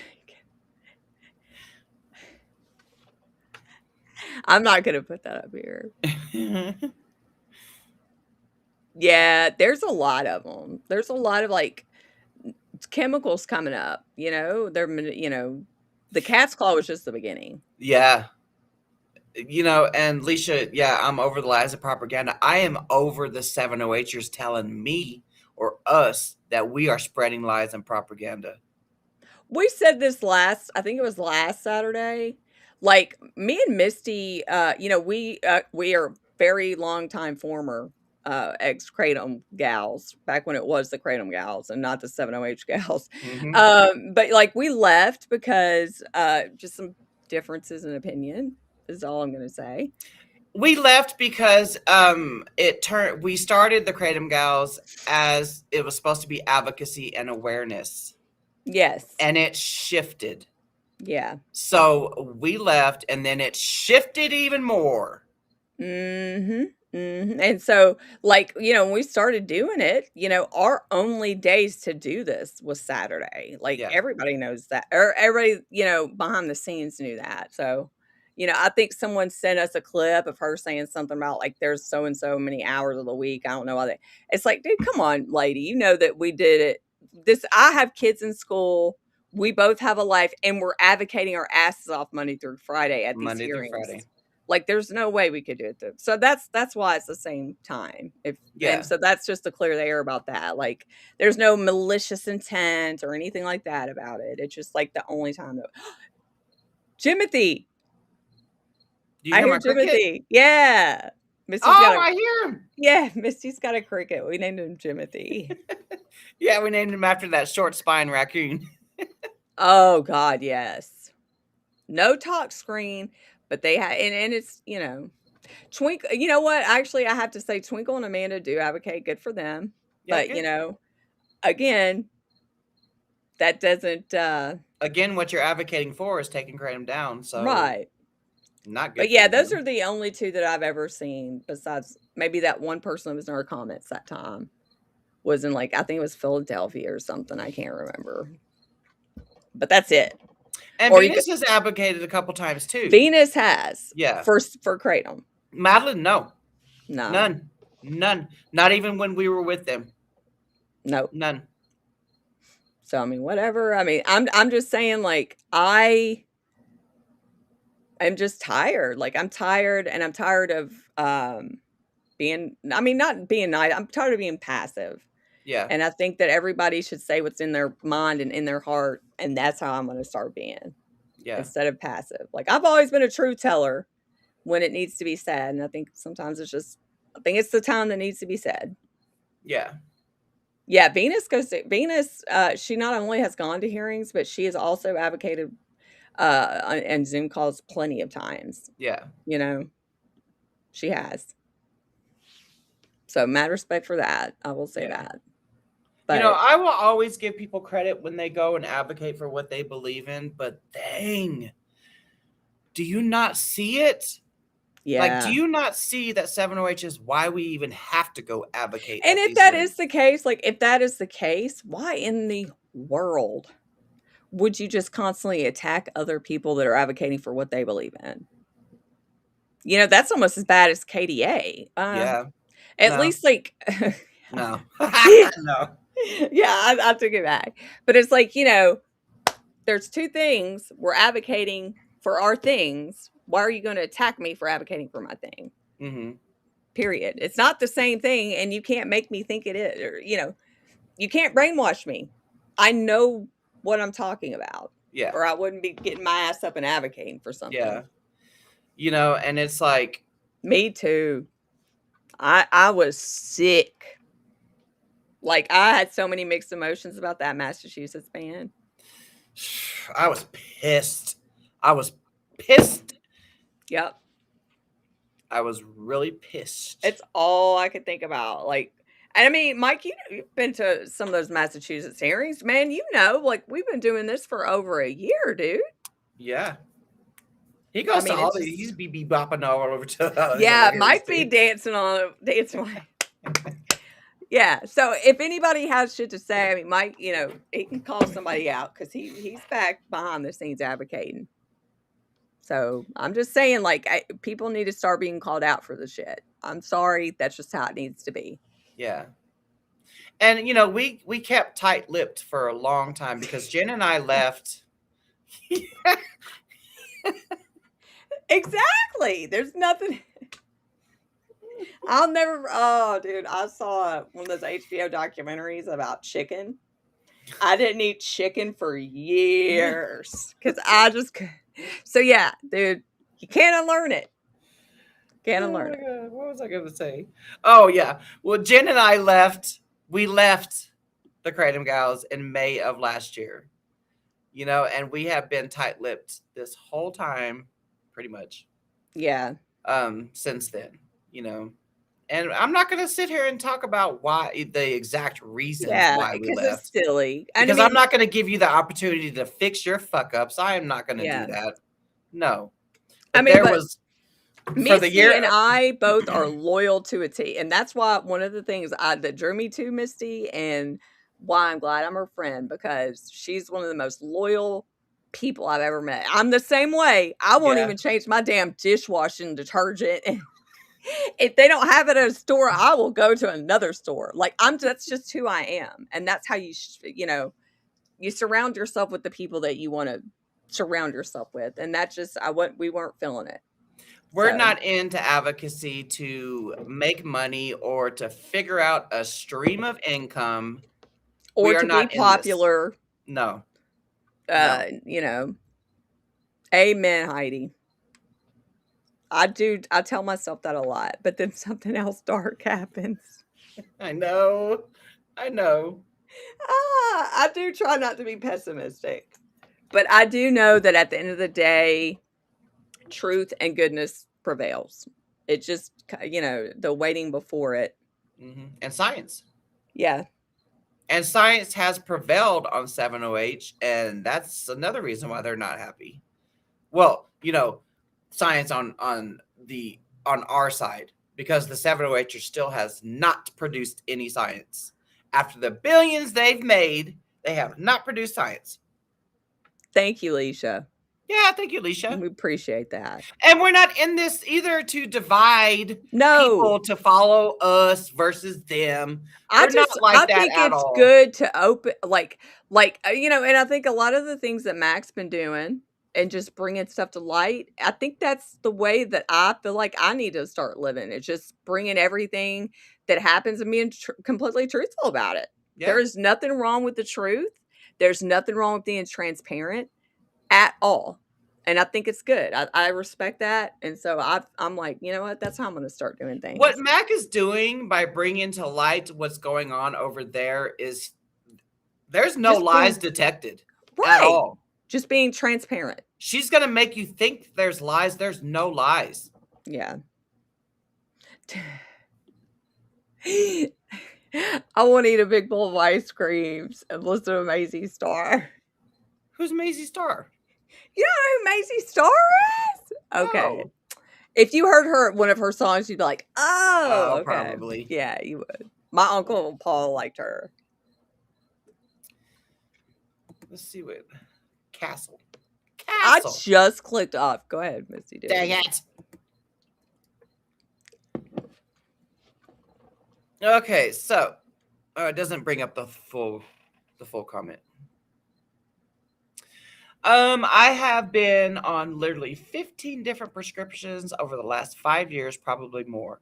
I don't need any of those now and have gotten the most pain relief I've ever gotten in my last 15 years in the pain management clinic. I can't imagine why I had to suffer so long. Yeah. I refuse to go back. I understand the passion. Thank you for all that you do. Yeah, girl. That's exactly how I feel for so many years. For 20 years, I've had to deal with chronic pain. And like the past 7 years, I'm just like, dude, I will never go back. I will never go back to what I was before. I don't care. I just won't. And I will fight for anybody to not have to go back, for anybody who hasn't even found kratom yet. And that's why I fight every day. Shit, I'm tired a lot, but you know what? I still get up and go. Yeah. I still get up and go because that's just the right thing to do. Yeah. That is what kratom does. Yeah. I have not been back to pain management over 7 years now. In over 7 years. Thank you, Deborah. And like I say all the time, and I apologize damn near all the time, I even say it when I'm testifying, that I played a role in the opioid crisis. My addiction to the opioids, the pain pills, benzos, and muscle relaxers is why Andrew Kaladi and the government overcorrected. And now today's chronic pain patients cannot get the relief that they once had. Yeah. I am responsible for my part. But a small part. But you do hold accountability for it, which is something that most people don't. But, I mean, and that's never been something that you've ever tried to run away from. Even though I still say it's a small part. I think it was part of a big, big picture. Did you see what she said? Oh, what? Deborah, she said, I love you both. We'd love you too, Deborah. You're an awesome But chick. yeah, Deborah girl. She said, I want to go get some cereal milk at the Kava Bar or in Nashville. Oh. Yeah, she wasn't with us. Yeah. That was so, I'm telling you, that cinnamon kava drink was literally like Cinnamon Toast Crunch. Yes. Cereal milk. Yep. I forgot what's the name of the one that I got, but mine was good as heck too. Yeah. Man, that was I'm so glad y'all got to come that time. I mean, it did suck, but it was cool. We got to like hang out. Yeah, the Queen of 1994. I'll probably hear it and be like, okay, that's who that person is. You have made up for that, Misty. Trust me. I mean, you know, I do think about that when you say that in your testimony. I'm like, dude, you've made up for it more than anybody else could have, you know? Because it's what I use kratom, natural kratom. I use the plain leaf powder. That's what I use for my chronic pain relief now, and my anxiety relief, and my depression relief. Yeah. You know, and what I feel like the way that I could pay it forward or pay back what I did was by trying to keep kratom legal so that the next Misty can find it. Because when I found it in 2019, I had no idea that kratom was a thing on this earth. Yeah. I would have probably gotten out of active addiction way sooner. I probably could have saved my mom, my dad, you know? Yep. I think about that too, and I'm like, God, this could have been life instead of fucking pill counting every month. Pill counting every month and being miserable anyway. But, you know, I think it makes us appreciate it more. Having to go through Yeah, Alicia, me and you have talked about this numerous times. You know, it's like, I'm so ashamed that I brought that burden on folks that need opioids. I am too, you know, and me and you did our own like telephone therapy on this. You know, it's like, yeah, and because of the Andrew Kolodny and the Andrew Kolodnys of the world, Killer Kolodny. Yeah, Killer Colonoscopy. Killer Kolodny. Yeah. Killer Colonoscopy. Yep.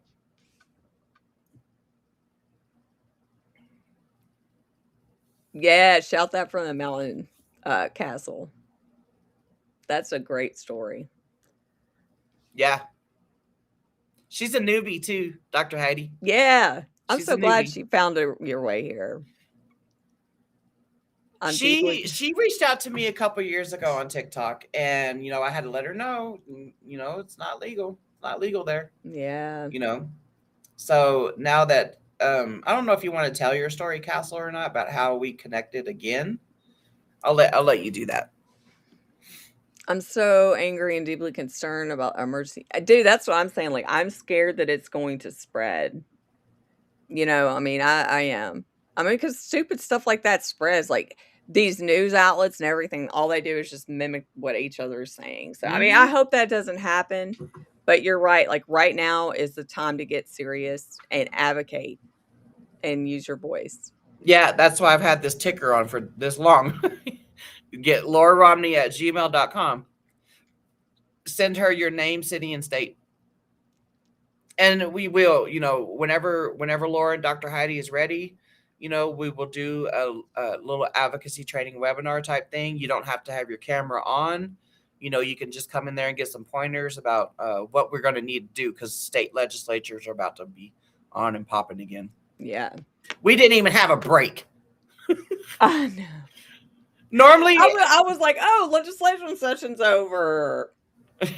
Normally, prior to this whole past year, normally our advocacy scheduling, like Jordan said in that video, it would only be like 15 to 20 times a year, you know, but we have been nonstop since July last year, nonstop. I'm addicted to doom scrolling live stream TikToks. Dude, you're over there getting lost on that. Oh, I do. I tell you what, sometimes the stuff I see on TikTok is like only on TikTok. Yeah. What does it say? That's true. If 7-OH really is the same thing as kratom, banning 7-OH only products shouldn't be a problem. Just use natural kratom and get the same effects, right? If that doesn't work, then maybe that proves the point. 7-OH products and natural kratom are not the same thing. You're right, because you cannot Exactly. get blitzed out your mind or nod off Yeah. like you can with a 7-OH product. You're not spending your damn retirement money. Yeah. I was just, when I got, so yesterday I had an interview. I'm not going to say with who, but I was just telling that person, I was like, the amount of money that people are spending on 7-OH, they could have freaking put a down payment on the house. They could have bought brand new cars, you know, but you got people out here spending their savings, their retirement money. You know, yeah, 7-OH might not be killing people, but it's killing people's livelihoods. It's breaking up relationships. Bye, Kathleen. Bye, Kathleen.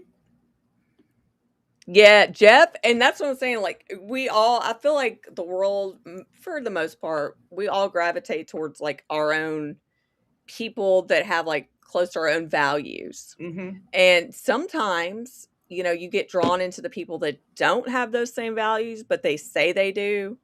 And I mean, that's happened to me several times in my life. And I can usually tell that is that type of person.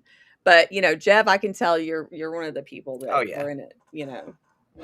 Oh, yeah. Did you hear my chair? Yeah, that was my chair. I was not farting. Oh. Yeah. I mean, wait. Okay. I didn't know that. Oh, nice, Bill. Or you just get caught up on the comments? Huh? Yeah. I'm sorry if I don't go over each comment, but thank y'all for being here. Like I said, you know, people that really do care and that are doing stuff is the people right here in these comments. Videos on how bad kratom is or got hooked on how. Oh yeah, they're just doing it to get likes. They are likes and views, and a lot of the media is just as bad. Yeah. Like I've talked to like and I know you probably can say the same thing, Leisha. Like you'll talk to a news journalist. Like I'm not even going to say which one it was, but they reached out to me, and then when the article came out, like, really, dude, that's it, yeah. Really, like. So, and my advice for anybody that's being interviewed by anyone, always record it. Record the interview. And I learned that the hard way, because in December 2023, when we went to the congressional briefing thingy in DC at that time, the Washington Post. The Washington Post guy was there, and he wanted to interview me. And I was like, well, what's this going to be about? You know? And he framed it as, well, you know, kratom has saved you from the opioid epidemic, that I want to, you know, show other people that kratom, if they're, you know, still caught up in that, you know, epidemic or whatever, that it can help them. When he published my story, it did not go in an article like that. It did not. And it's like one of those jaw-dropping things, like, what? Yeah. Yeah, and I mean, again, like that's all, you know, you learn your lesson by doing and experience and stuff. But yeah, like, and I'll forget sometimes. I'm just be like, don't forget to record it.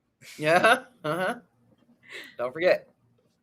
Yeah, I think too. I think that there's a lot of people. I hope that there's a lot more people that step up to see advocating, because they see that it's serious right now. Like it is serious. You know, and it's been serious. It's just now it's on a whole nother level. Yeah, media is corrupted. Bye, Jeff. Enjoy the rest of your weekend. Yeah, the media is shady. I mean, they really are, for the most part. And the people that do run the good stories, you never hear about the good stories. No. You know. What do you always say? Sadness or whatever sells. I can't remember what you always say. Negativity sells or something. All press is good press. Mm-hmm. All right. Well, I guess we're going to wrap it up. But thanks everybody for coming. I think we answered everything. I'm so glad he went over that Congress bill. Because like I know there's a lot of going around about that. Yeah. Oh yeah, the headlines alone, like, and the thing is too, like the headlines will be like, kratom killed this baby, and then you click on it and it's like, the mom was in the car. I don't know. It's like nothing to do with kratom, and the baby ends up being an 80-year-old man. It's like, what? It has nothing to do with anything this headline's about. There was just another story that came out the other day about another kratom theft in Texas, and the guy stole $200 worth of 7-OH tabs. They named the tabs in the damn article, but it's freaking on the headline. I just don't understand how it's so difficult to understand. Pill, not kratom. Dried up tea leaves, kratom. It's not hard. It's literally the most simple thing in the whole wide world. I wanted to mention though, Mac was bringing up the mitragynine trial. Yeah. And I know somebody was going off the other day on Facebook about that, about like, oh, they've been trying to make kratom a pharmaceutical. And my thing is like, you can buy aspirin that's FDA approved and in a bottle, but you can also still go buy willow bark. Yeah. I mean, it's the same thing. Like they can't control the entire kratom plant, because Misty asked him about that a few weeks ago. Yeah. And so, and I don't care if they make it into a pharmaceutical, as long as I can still freely buy my kratom when I want to. I don't care. Will there be trials for, mitragynine for chronic pain? That's probably going to be the next step. Right. And if people, there's a lot of people that's like, I don't like that crusty, nasty powder. Well, then you'll have an option. Yeah. Go get it from the doctor. That's right. Or you can learn how to toss and wash. We got both goats are in the audience. We got Laura and Heidi. Yeah, we got, got your thing on the ticker, and we were still talking about how we're going to do, advocacy webinar type training whenever you're down, Laura. Yeah. Whenever you're down. And I think it'll be fun. I hope we have a lot of people show up. Because, I know when you first get started with advocating, it's a lot of questions and stuff. And to get to show people how easy it is to do, like, remote testimony and stuff would be cool. Yep. It has been serious the whole time. People have been depending on AKA. But then it's like, at the same time, some of those same people are now just going off... saying, some of those same people that relied on the AKA for so many years are now just talking crap. Now the AKA is the enemy, because the AKA, or specifically Matt Caddo, is calling you out on your bullshit. Now he's the enemy. Mm-hmm. I swear. Not all kratom advocates are created equal, y'all. Facts. Yeah. And we'll end it with that. Everybody have a great weekend. Yeah. Y'all have a great weekend, and we'll see y'all next Saturday. Bye, everybody.